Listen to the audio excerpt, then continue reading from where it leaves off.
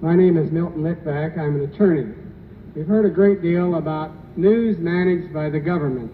Could you explain what this means?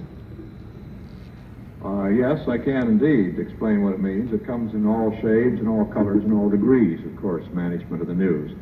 It starts with, in the government case, with suppression of news. This is done by a very simple expedient of selected department heads and even down to very low-level people in the government who have the right to put a secret stamp on a piece of paper. Things that pass before them, they just put the stamp on it, secret, confidential, your eyes only, or something of that kind, which forbids that material from publication. And dissemination in any way. This is the beginning of news management. And it can work its way right on up to the government lie, to the flat misstatement of fact on the part of government spokesmen. This is management of the news. Management of the news in the case of radio and television can be applied in a far more direct manner, and that is threats against the licenses of radio and television stations.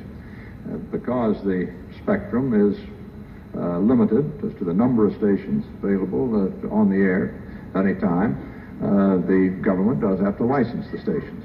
Because it licenses, it has power of life and death over those stations. Presumably, if you had an administration insensitive enough to the freedoms for which this country stands, that power could be used to forbid a license to a station which had criticized the administration. This would be management of the news in the ultimate. This would be censorship in the ultimate. Do you feel that we've reached this point at this moment?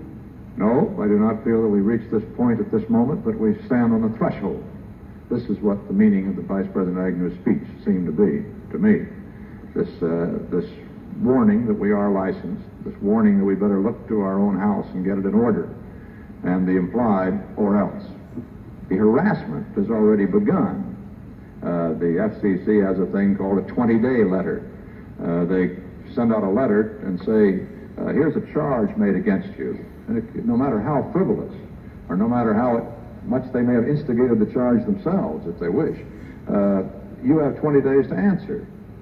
Well, they can harass us to the ground just answering rather frivolous charges, if they wish. All sorts of harassment of that nature is possible. Just, Dan Rather had a piece on last night or the night before that the government is now telephoning television stations around the country after presidential declarations and speeches, asking if they intend to editorialize on it, and if so, what are they going to say? What is the purpose of this except harassment?